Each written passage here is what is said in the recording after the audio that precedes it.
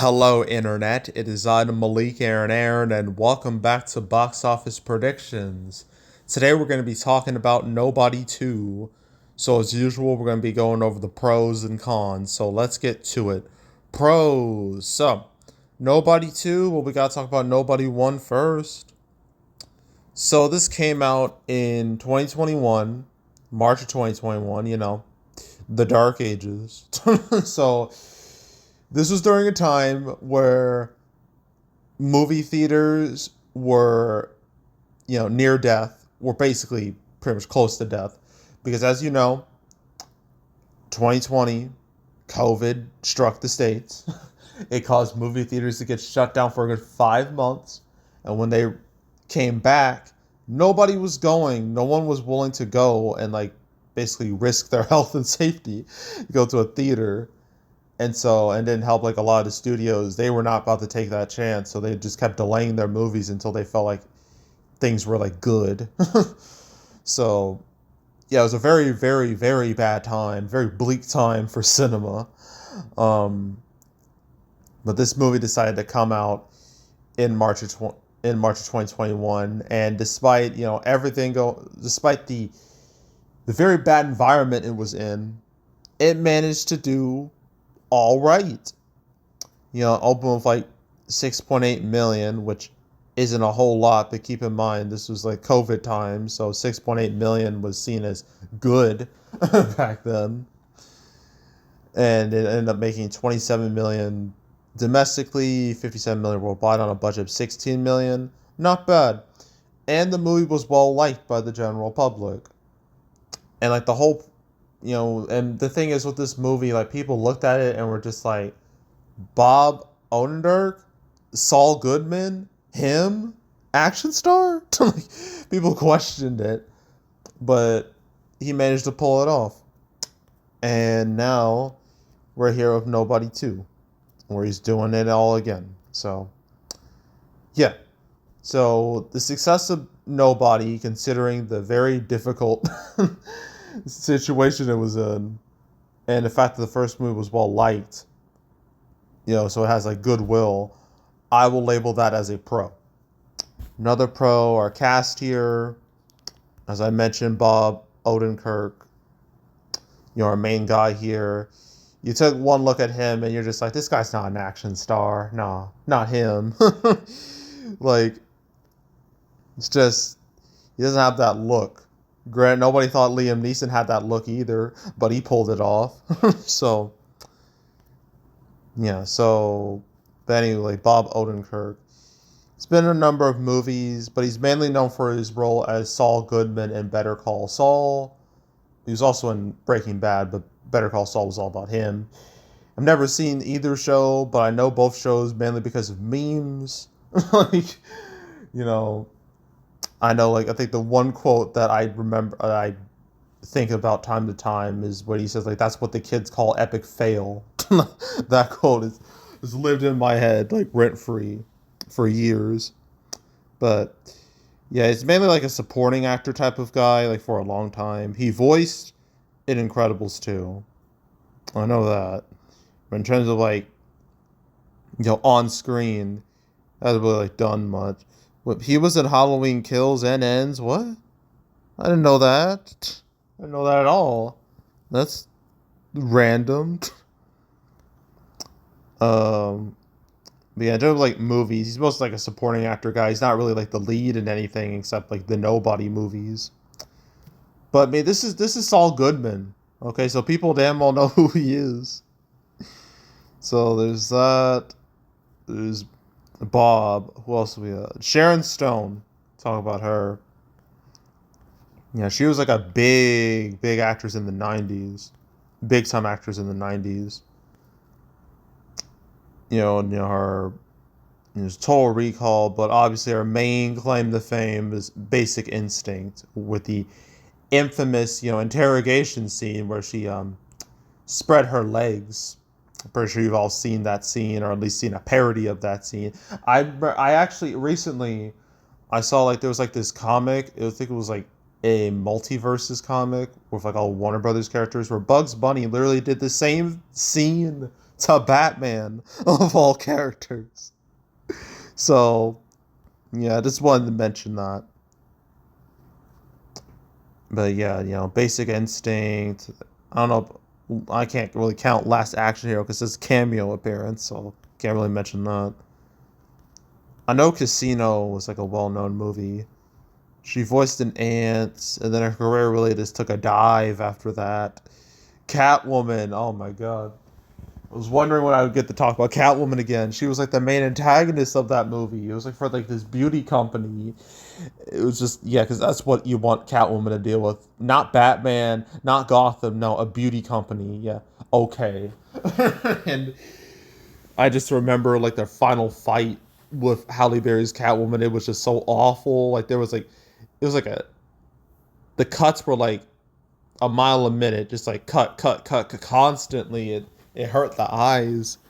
And then I remember like there's like a whole moment where Sharon Stone's character was like game over, and then Halle came back, had a comeback, it's like no, it's overtime. It was so cringe. And then Sharon Stone's character fell.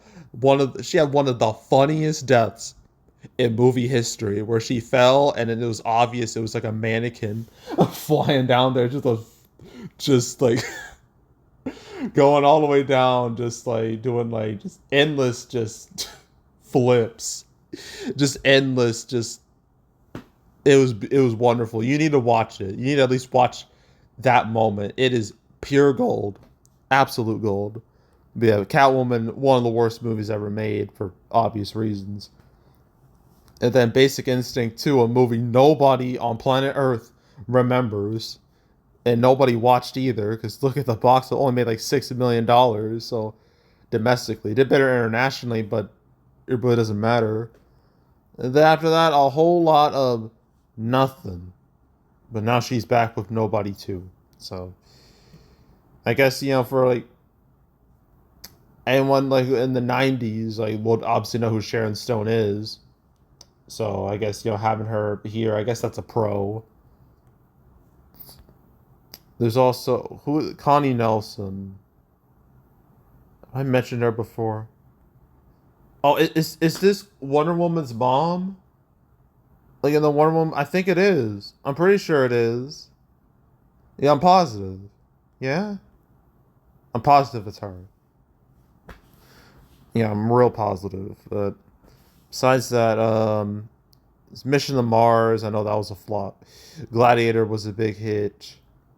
After that, a whole lot of nothing. Then the Wonder Woman movies and Justice League. Then there's Nobody. Then there's Gladiator 2. So yeah, I mean, I know her as Wonder Woman's mother, but yeah, I don't know if I really. I guess that she's recognizable because of that. There's like a bunch of other people here. There's like Colin Hanks, Tom Hanks' kid. There's Christopher Lloyd, from Back to the Future. Everyone who doesn't know who he is. There's ours, Raza. I'm not sure how to pronounce that, but he's here too. So yeah, we got some recognizable faces in here. So I'll label that as a pro. Another pro is that reviews for this movie are good. They're surprisingly good. I thought it would be like a big drop off from like the first movie, but no. Has a 78% critic score and 91% audience score. So, and its cinema score is, I believe, a B plus. Last I checked. Let me see. Yes, a B plus, which is good, even though it is a bit of a step down from the first, which got an A minus, but it's not too much of a step down. It's nothing drastic. But still, people generally like this movie. So I will label that as a pro. Here's another pro. Of all the movies coming out this weekend, this has the most going for it. Has the most eyeballs. So I'll label that as a pro as well. And I think that's really it with pros. Okay, but cons. We're in the dog days of summer where no one really cares much about anything. And people really won't go back to the movies till like the fall. So Yeah, it's kind of a bad time to release a movie. So label that as a con. Another con. Oh, I guess I forgot to mention preview numbers. 1.3 million. That's fine. That's all right. It's not great, but I didn't expect it to do like spectacular or anything. So I'll label its preview numbers as like okay. So that's a minor pro. But going back to cons, there's also the fact that I don't. Well, I guess I mentioned the release date, and I don't know what else can I really say that's like a con. I guess the fact that, damn, I'm struggling to come up with words. Because I think it's really only the release date that's kind of killing this movie, and also the fact that there's a lot of movies out in general, and Weapons still has the most attention out of anything. So that's a con as well, dealing with Weapons and every other movie releasing, every other movie that's gonna release. Because this is about to be a flood of movies coming out, in a little bit. But yeah, I guess it's just like audiences not really caring much about anything. That's the real thing that's killing this movie more than anything else. So yeah, but I think that's really it. Yeah, I think that's it. I can't think of anything else to say. So opening weekend, um, this is projected to hit I think like 9 million. I now have its Friday numbers 3.8 million. So I think the 9 million numbers is dead on at this point. So I'm gonna say 9 million. And a final toll, it should have okay legs considering its reviews and word of mouth and whatnot. But I don't know. Maybe like 25 to 30 million. I think that's a decent range. I think that's realistic. And I forgot to mention the con that I should really mention is the fact that this movie it's a sequel to a movie that came out during like that dark time for movies like in 2021, and so comparing it to that is kind of problematic. Doesn't really work. So yeah, I guess I mentioned as a con too, just for me personally, because the circumstances are very different, and that's something I'm gonna have to deal with when I cover Conjuring for Last Rites and Mortal Kombat 2, because both those movies came out in roughly the same time frame as this. So yeah, I gotta just mention that, but yeah, 9 million opening weekend, 25 30 million total. That's what I'm gonna stick with, and yeah, that's it. We got one more movie to talk about, a re-release, Shin Godzilla, and then we're done for the weekend. Yay! This weekend is just an absolute mess, so I'm glad it's over. It was gonna be over soon, so yeah, so that's it. That's all. Make sure to subscribe, like this video, leave a comment, turn on notifications, share the whole drill. You want to check out more videos like this? I got playlists on the homepage, all previous prediction videos I made this year, the past few years. You want to watch any of my past prediction videos? Ugh, forgot my train of thought. God damn it. Prediction videos. Want to watch any of those? Go right ahead. Recaps. Did my July recap like almost a week ago. My August recap will come out the second weekend of September. Summer recap, which will be a two-parter, that will come out in late September.